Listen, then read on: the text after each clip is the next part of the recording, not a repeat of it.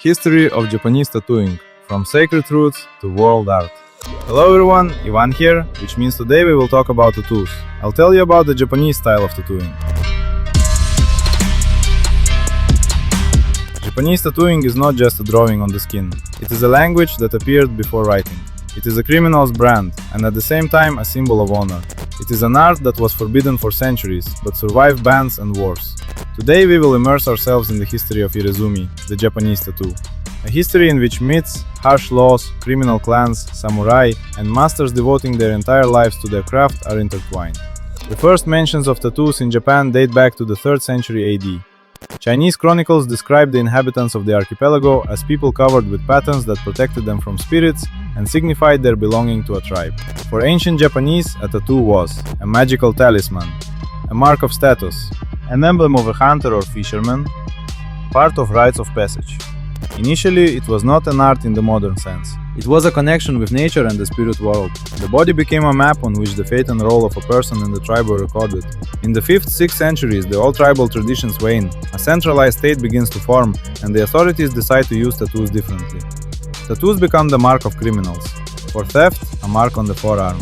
For rebellion, a line on the face. For a repeat offense, whole symbols on the forehead. Each province had its own system of markings. The body turns into a document that cannot be hidden. Any ordinary tattoo, whether magical or decorative, now automatically becomes associated with crime. An era comes when irezumi ceases to be a ritual and becomes a disgrace.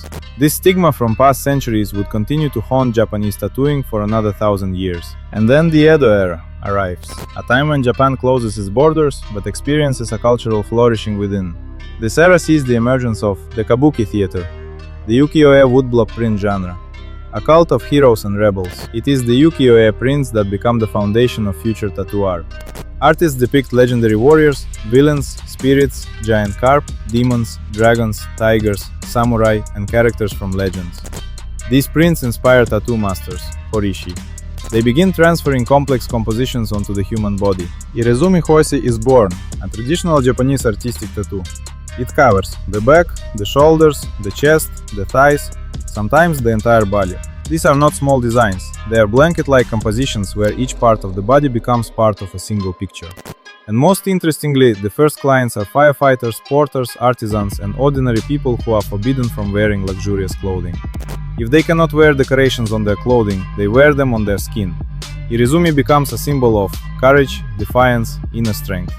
Unlike in the West, where machines were used, the Japanese developed the technique of tebori, manual application. Thin needles tied to a bamboo stick are used to manually insert ink under the skin. The movement is quick, rhythmic, almost meditative. Tebori requires incredible precision, physical strength, control of depth, years of practice. A true master goes through an apprenticeship of 5 to 10 years before being entrusted with his own seal, horimon. This technique creates a unique effect. Rich colors, smooth transitions, and a special depth of shades. In the late 19th century, Japan opens up to the world. The government strives to cleanse the country's image, and tattoos are banned again. At this moment, irezumi becomes an underground practice. It is adopted by the yakuza, criminal gangs. For them, tattoos are a symbol of loyalty, a code of belonging. The full suit appears, sujoshin, covering the entire body except the neck, arms, and face, so that clothing completely hides the tattoo. Therefore, in the modern consciousness of the Japanese, tattoos have long been associated with criminality. In 1948, the ban on tattooing was lifted, but the social taboo remained.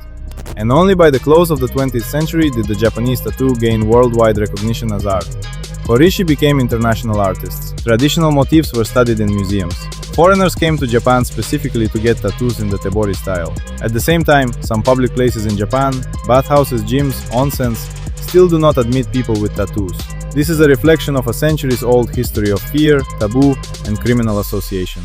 The Japanese tattoo has traveled an interesting path. It was born as a ritual, became a punishment, turned into high art, was banned, and was reborn.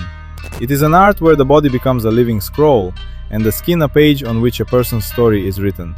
Irezumi is not just a tattoo. It is respect for tradition. It is the courage to be oneself. And it is a reminder that art can pass through centuries, wars, and bans, and still survive.